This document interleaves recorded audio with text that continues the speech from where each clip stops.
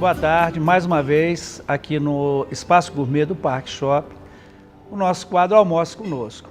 Recebendo hoje, né, Sandro Gianelli, que já é sócio aqui da casa, e o nosso convidado especial, Dr. Metódio, de Águas Lindas. Nós estamos aqui sendo assistidos, né, por Brasília e, lógico, por Águas Lindas e demais cidades do entorno, e até Goiânia nos assiste, né? Mas seria bom que o senhor falasse um pouco do senhor, para que as pessoas pudessem lhe conhecer, né? Sou médico, sou ginecologista, cheguei aqui em Brasília em 1999. Comecei a minha vida médica em Águas Lindas de Goiás, onde eu tive o meu primeiro emprego como médico. E nesse mesmo período, eu estava também na Fundação Hospitalar. Sim, na saúde pública, Na né? saúde pública, na Fundação Hospitalar, como médico residente no Hospital Regional de Ceilândia. E de lá para cá eu venho desenvolvendo esse trabalho. Na Ceilândia, como médico cirurgião na parte de câncer, de oncologia. Em Águas Lindas, desenvolvendo meu trabalho como ginecologista, obstetra e também oncologista. Como é que o senhor vê a saúde hoje, né? Nós tivemos uma época que aqui no Brasil a gente tinha, né, de uma forma em geral, a gente tinha uma saúde ainda não tão eficiente, mas que ainda atendia. E hoje nós estamos vivendo um verdadeiro caos, né? Quando eu cheguei aqui em 99, no Hospital Regional de Ceilândia, nós éramos 6 plantonistas para metade da população. Hoje nós somos 3 ou 4 para a população, que cresceu o dobro. Em Águas Lindas eu atendia numa garagem de uma casa, no setor 8, numa mesa de bar. E a gente prestava uma assistência melhor do que a de hoje, que nós temos um hospital lá inoperante. Sim. Então a saúde de hoje virou um caos por falta de investimento e por falta de gestores comprometidos dentro da saúde. Águas Lindas de Goiás é um dos municípios que mais cresce aqui no entorno do Distrito Federal. A arrecadação das prefeituras não acompanham esse crescimento e os recursos do governo do estado de Goiás são os mínimos possíveis.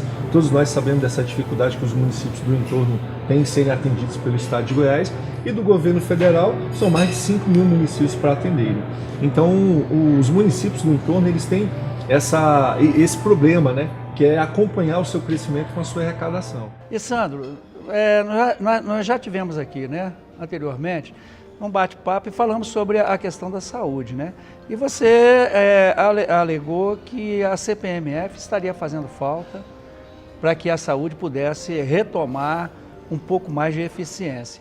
E agora está essa proposta, né, da volta à CPMF. Você acha que a CPMF hoje, no dia de hoje, seria uma solução para a saúde?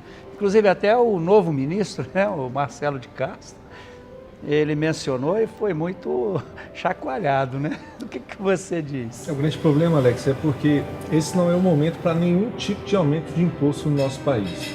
A sociedade ela entende que toda essa crise ela foi fabricada por conta da corrupção que está aí principalmente no governo federal. Então a sociedade ela não aceita pagar nenhum tipo de aumento de imposto para que o país saia de uma crise que foi fabricada pelos governantes. A CPMF, naquele momento, quando ela foi rejeitada lá pelo Congresso, ela foi à votação para continuar ou não e acabou sendo rejeitada. Ela contribuiu um pouco para esse caos que nós vivemos hoje em todo o país na saúde pública. Os moradores aqui da região do entorno do Distrito Federal, vocês têm que ter extrema certeza de que esse problema na saúde pública não é um problema aqui da nossa região, é um problema de todo o país. Hoje, apenas a CPMF não seria suficiente para alavancar a saúde pública. O senhor acha que está faltando dinheiro? Falta mais o quê? Gestão ou dinheiro para a saúde? Eu acho que falta olhar com mais carinho mesmo. Acho que falta gestão, falta dinheiro e falta olhar com mais carinho. Nós temos gestores bons em todas as áreas, mas a saúde sempre fica em segundo plano, porque não dá voto. Não dá voto, mas nós chegamos num caos. Mas ela tira voto, né? Ela não dá voto, mas tira voto. Tira voto e tira vida. O que é pior, não investir em saúde, tira vida. São vidas que estão sendo sacrificadas, né? E isso os governantes têm que abrir o olho para isso. Tem pessoas que falam que a saúde no Brasil é um grande lobby das operadoras de plano de saúde. Isso é verdade? Isso é uma tristeza a gente olhar, porque a gente sabe que os mais grandes que tem no universo dos planos de saúde, os maiores, os grandões que estão aí, estão ligados diretamente à política. Então tem algumas medidas que eu fico assim olhando, eu falei, será que são medidas para melhorar a saúde ou se são medidas para melhorar o custeio do plano de saúde, para melhorar o recebimento? Beneficiam grupos empresariais e não a população, né? Exatamente. Além da saúde, você tem uma trajetória política, né? Como é que foi como é que tem sido essa sua trajetória política? Eu achava que a medicina era muito difícil e complicado. Achava que os livros eram muito complicados. Mas quando eu entrei na política eu vi que tem muita coisa muito mais complicada. É muito jogo de interesse. São muitas pessoas querendo subir nas suas costas. É um jogo de intriga que é criado que eu falei, meu Deus, eu não estou acostumado com isso. Estou acostumado a salvar a vida. Não estou acostumado a esse manejamento dessas coisas. Então eu sofri muito. Mas eu fui muito bem sucedido, graças a Deus, por um reconhecimento de um trabalho que eu fiz na medicina e não um trabalho político. Foi um reconhecimento médico. O reconhecimento da saúde pública ele já tem mais de 5 mil eleitores que confiaram um voto nele na última eleição já comprovam isso. Se ele consegue agora mostrar que além da saúde pública ele conseguirá também cuidar dessa cidade, como ele muito bem disse, ele cuida das pessoas. Se ele conseguir mostrar que poderá cuidar também da cidade, é um bom nome, é um bom quadro para o município de Jaguazina de Goiás. E se for eleito, tem um grande desafio, Alex, que é conseguir ser o primeiro prefeito de Jaguazina de Goiás a se reeleger. Poxa, que bom, hein? Doutor, vamos voltar aqui o filme aqui um pouquinho. Toda essa questão, quer dizer, né, da reforma do ministerial, da presidência da República e tudo, o senhor tem notícia do nome desse novo ministro da Saúde? O senhor acha que vai conseguir fazer algum bom trabalho? Eu não sei em questão de gestão de saúde, eu não tenho conhecimento aonde ele já andou tudo. Mas onde ele chegou agora, para ele vir com essas propostas de vamos dobrar a CPMF, é muito difícil a gente colocar isso hoje para a população brasileira, quando a gente viu que quando estava a CPMF, a gente não teve uma melhoria expressiva da saúde do Brasil. Então, eu creio que ele venha com boas ideias, ele deve vir querendo fazer alguma coisa, mas tem que ser muito bem pensado, tem que ser muito bem planejado. Na minha opinião, deveria ter duas coisas. Um gestor de saúde com uma pessoa que tenha a visão da saúde. Da saúde, né? Então tem que ter as duas coisas, um gestor administrativo com um que tenha a visão. E vamos juntar nós dois e vamos ver o que nós vamos traçar. O senhor acha que a receita ideal seria ter um secretário conhecedor da área e um subsecretário que conhecesse a gestão? Seria um gestor ou vice-versa? Eu acho que essa aí é a receita do bolo mesmo. Tem que ter duas pessoas capacitadas. Eu sempre falo, tem uma pessoa que tenha uma articulação política, que conheça daquela área, e um técnico naquela área. Isso deveria ser para todas as secretarias, não só para a saúde, mas para a educação, para também planejamento. Eu penso muito numa secretaria de planejamento estratégico, onde vai arrecadar recursos, tem que ter isso.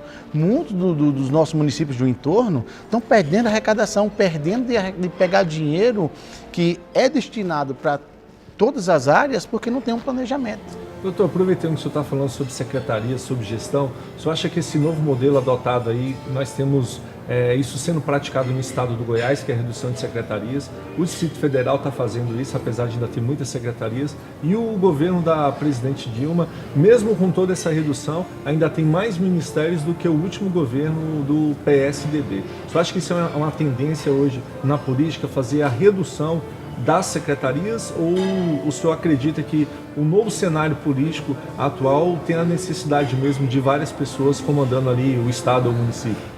Sandro, eu quando fui casar, meu sogro me chamou para me dar algumas orientações. Um desses tópicos ele dizia o seguinte: meu filho, não gaste mais do que você ganha, porque você vai quebrar e você vai acabar com a sua família.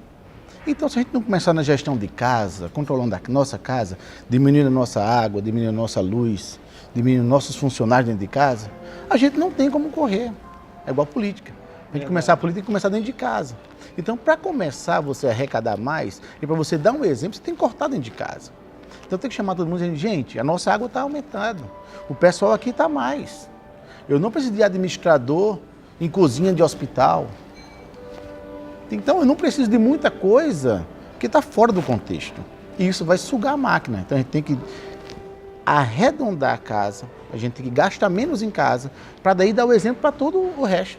Então, se você tiver condições, né, se o município, a cidade, o próprio governo tiver condições de investir um pouco mais em pessoas, né, e puder inchar um pouco a máquina sem problema, desde que tenha orçamento para isso, né? Não é fazer o que a nossa presidente ela está fazendo, né? ela está jogando para a gente, né, a responsabilidade de cobrir o rombo que foi ocasionado por falta de planejamento, falta de acompanhamento nas contas, né? Doutor, então eu vou chamar, né, para um breve intervalo e a gente parte para o segundo bloco para falarmos sobre Águas Lindas, ok? Ok.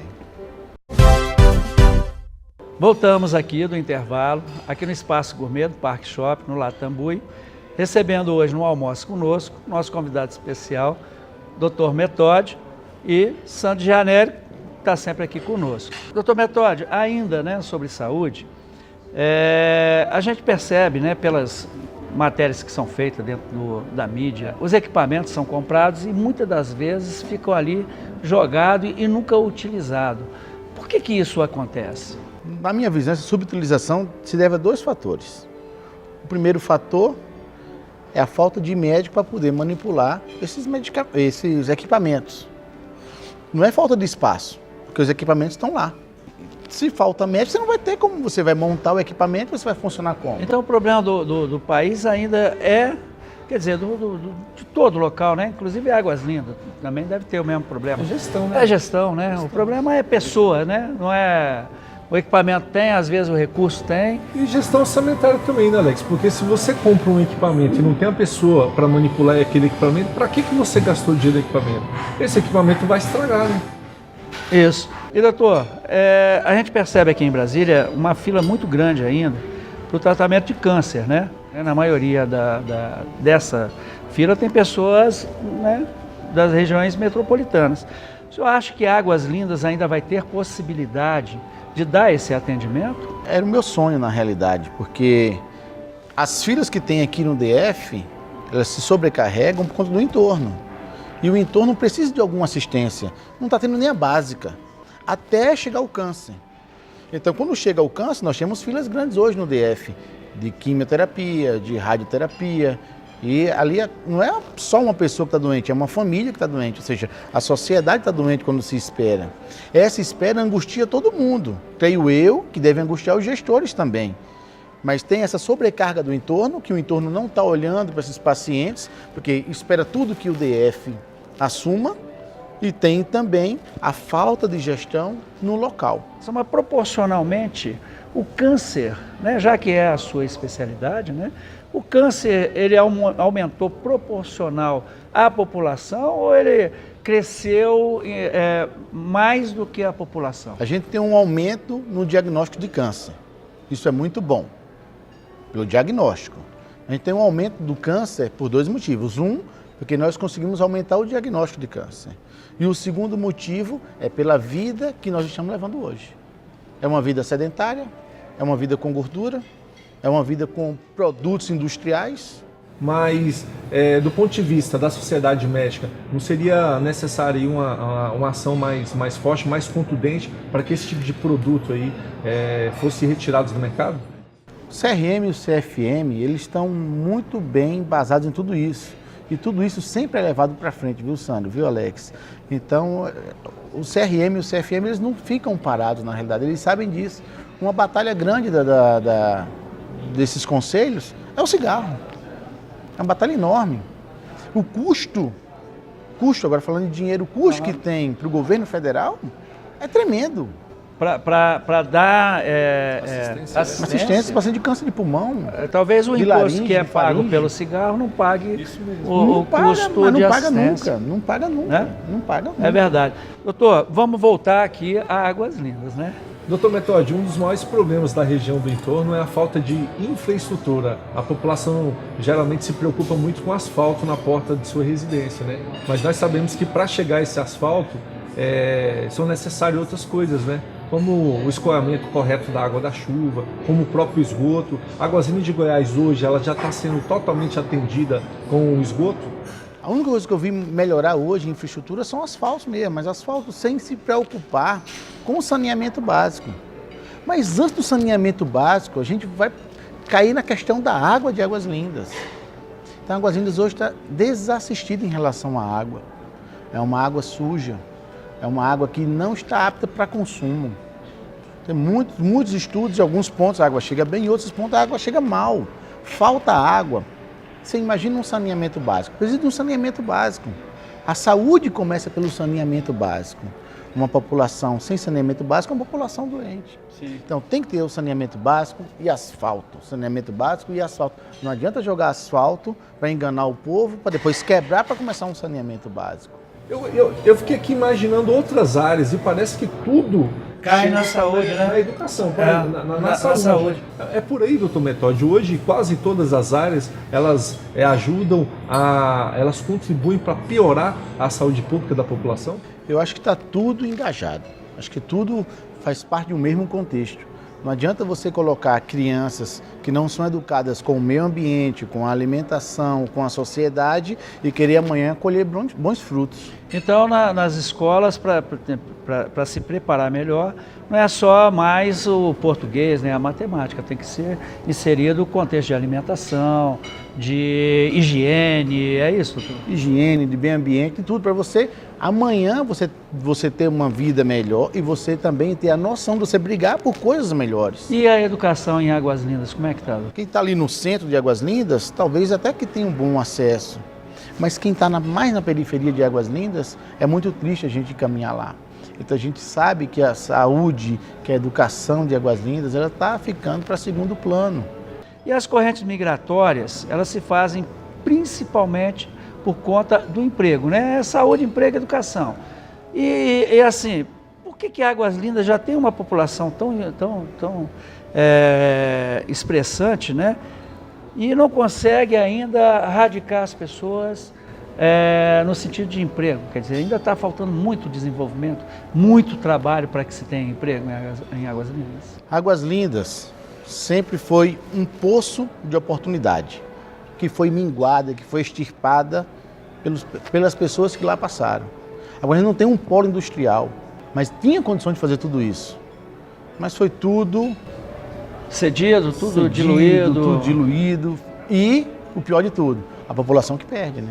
Os moradores de Águas Lindas têm que se empregar aqui no Distrito Federal, porque os gestores antigos, ninguém pensou em dar incentivos para atrair grandes indústrias para lá, né? Aí eles vêm para cá, mas eles não têm asfalto até chegar o ônibus. Vêm para cá em ônibus superlotados, caros, sim, sem condições, e acaba virando uma revolta. Porque é muito mais confortável ele ter um emprego perto de sua casa, né? Quando eu era candidato a deputado estadual, eu dizia muito assim, eu não quero aumentar a quantidade de ônibus de Águas Lindas. O pessoal falava, doutor, você é maluco falar uma coisa dessa? Eu falei, não, eu quero diminuir os ônibus de Águas Lindas para o DF. Mas por quê? Eu digo, só trazer emprego. Se trouxer emprego, o pessoal não vai para o ponto de ônibus para vir para o DF. Então traz emprego para cá. Doutor Metódio, nós já estamos chegando ao final e eu queria saber do senhor o seguinte, o que você sonharia em deixar como grande legado para um município? Eu vou te dizer o seguinte, Alex e Sandro, eu faço um trabalho social desde 1999. Sou médico voluntário em algumas ONGs, lá na Ceilândia, lá em Águas Lindas. Trabalho em Águas Lindas em feira, trabalho em Águas Lindas em algumas farmácias, em igreja. Quando o pessoal me chama, eu vou. O meu legado, na realidade, seria um legado social. Seria melhorar a vida social de Águas Lindas.